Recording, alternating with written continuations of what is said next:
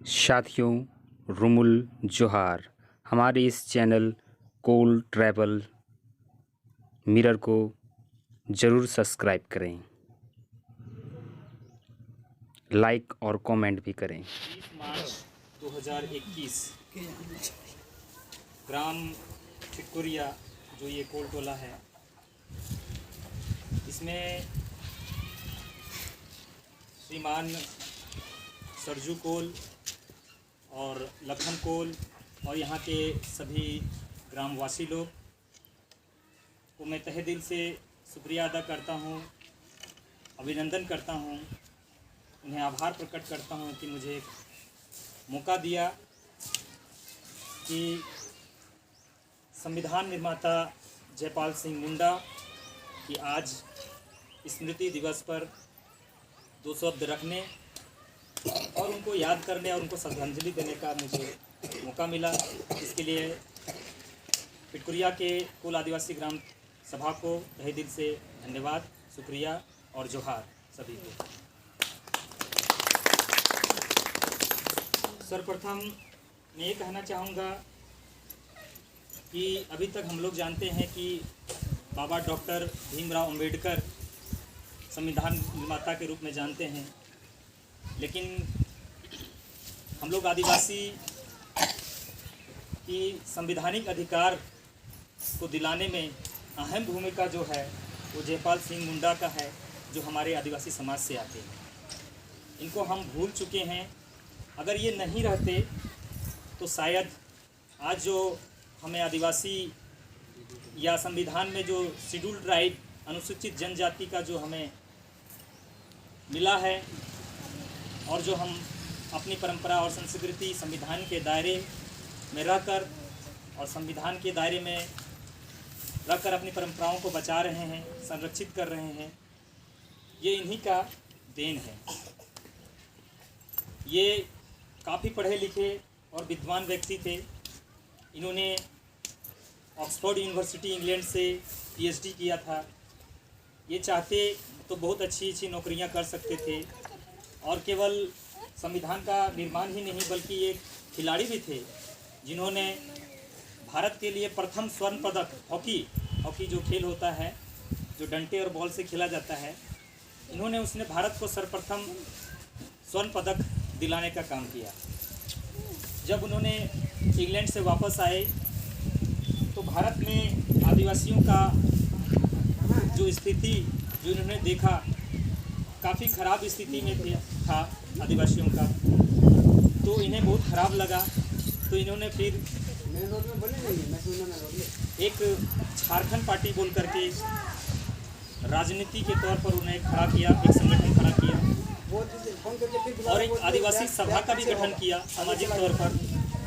और आज जो झारखंड आंदोलन जो हम लोग देख रहे हैं, आज झारखंड हमें अलग मिला है, तो इनका भी अहम भूमिका इसमें। उनको बोलिए बैग पीछे घूमेगा बजरंगबली के सामने में। तो मैं इतना कहना चाहूँगा कि आप लोग इनको ना भूलें। इनकी जो दी हुई देन है इनको बचा के रखें। और संविधान में अभी कई तरह से छेड़छाड़ किया जा रहा है, इसको हमें बचा के रखना है, क्योंकि इन्होंने इनका जो परिश्रम है ये हमें व्यर्थ नहीं जाने देना है।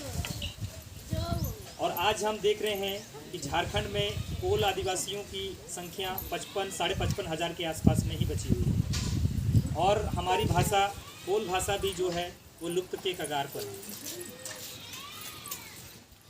जिससे क्या होगा कि हमारी भाषा अगर ख़त्म हो जाएगी तो हम ख़त्म हो जाएंगे, हमारी मिट्टी ख़त्म हो जाएगी तो हम ख़त्म हो जाएंगे, हमारी परंपराएं ख़त्म हो जाएगी तो हम ख़त्म हो जाएंगे। वो कैसे? वो ऐसे कि हमारी परंपरा, हमारी संस्कृति, हमारी पूजा पाठ ही हमारी पहचान है। अगर आपको कोई कहता है कोल आदिवासी है तो आपकी अपनी परंपरा है, आपकी अपनी संस्कृति है, आपकी अपनी व्यवस्था है, आपकी अपनी शादी विवाह के तौर तरीके अलग है। जो गैर आदिवासी जो अगर जाति के लोग हैं, आपकी शादी और उनकी शादी में आसमान ज़मीन का फर्क है। आप प्रकृति को मानते हैं, पेड़ पौधे को पूजते हैं, जल जंगल को पूजते हैं और बहुत कई तरह के देवी देवताओं को लोग पूजते हैं। आप प्रकृति के साथ जुड़े हुए हैं, तो आपकी परंपराएं अलग है, उन लोगों की परंपराएं अलग है। आज अगर आप बचा के रख रहे हैं तभी आप आदिवासी कहलाएंगे, अन्यथा नहीं कहलाएंगे आप आदिवासी। अभी जो स्थिति हम लोग देख रहे हैं, हमारे उत्तर प्रदेश में ही कुल आदिवासी हैं, लेकिन उनको आज एससी में रखा गया है। कितनी दुख की बात है। क्यों ऐसा क्यों हुआ?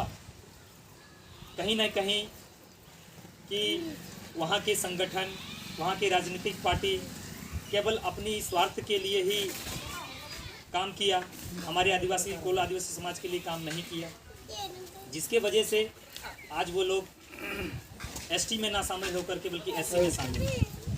इसीलिए हम लोग सभी युवा साथी और ग्रामीण आपके सब मिलकर सहयोग से आप लोगों ने अच्छा निर्णय लिया कि हम लोग उत्तर प्रदेश के जो कुल आदिवासी भाई हैं, यहाँ से हम लोग 10 युवा साथियों को भेजेंगे उत्तर प्रदेश में, और उनको जनजाति का दर्जा देने के लिए उनको जो है हम उलगुलान खड़ा करेंगे, आंदोलन उत्तर प्रदेश में हम लोग खड़ा करेंगे। यहाँ से प्रत्येक झारखंड से 55,500 जो कुल आदिवासी भाई लोग हैं, वो लोग उत्तर प्रदेश में जाएंगे और वहाँ संगठन खड़ा करेंगे, और उत्तर प्रदेश के भाइयों लोग को भी अनुसूचित जनजाति में दर्जा के लिए सरकार से मांग रखेंगे। इससे क्या फ़ायदा होगा? इससे ये फ़ायदा हो कि हमारी जनसंख्या में ग्रोथ होगी। आज जो जनसंख्या हमारी इतनी कम हो गई है, इतनी कम हो गई जो कहा नहीं जा सकता। मात्र 55,000 जो हमारी करोड़ों में जनसंख्या है, वो आज मात्र लाखों और हज़ारों में ही गिनती हो रही है। ऐसा क्यों? 2011 की जनगणना के अनुसार झारखंड में कुल की संख्या मात्र 55,500 के आसपास में है। मध्य प्रदेश में 12 लाख से भी ज़्यादा है, उत्तर प्रदेश में 10 लाख से भी ज़्यादा जनसंख्या वहाँ पर है, लेकिन उत्तर प्रदेश में उनको एससी की कैटेगरी में रखा हुआ है। ये अगर 12 या 10 लाख हमारे में शामिल हो जाते हैं तो हमारी संख्या और बढ़ोतरी होगी, जबकि वो आदिवासी हैं, लेकिन उनको अभी गैर आदिवासी, उनको अभी एससी में रखा गया है। इसलिए हम इससे काफ़ी हम लोग इसमें सोच विचार कर रहे हैं कि नहीं, उनके लिए भी हम लोग लड़ाई लड़ेंगे, क्योंकि वो भी हमारे समाज के ही हैं, हमारे ही वंशज हैं, हमारे ही पूर्वज के भी, हमारे ही भाई बहन वो लोग हैं। तो हम लोग सभी लोग ये निर्णय ले रहे हैं कि हम लोग आगे उनकी मांग के लिए, उनकी जनजाति की दर्जा के लिए हम लोग आगे बढ़ेंगे, और जहाँ तक हो सकेगा हम लोग उनकी लड़ाई के लिए अपनी जान भी देना पड़ेगा तो हम लोग जान देने के लिए तैयार रहेंगे। इसी सब शब्दों के साथ मैं आप लोग को तहे दिल से शुक्रिया करता हूँ, धन्यवाद देता हूँ, जोहार करता हूँ। जय जोहार।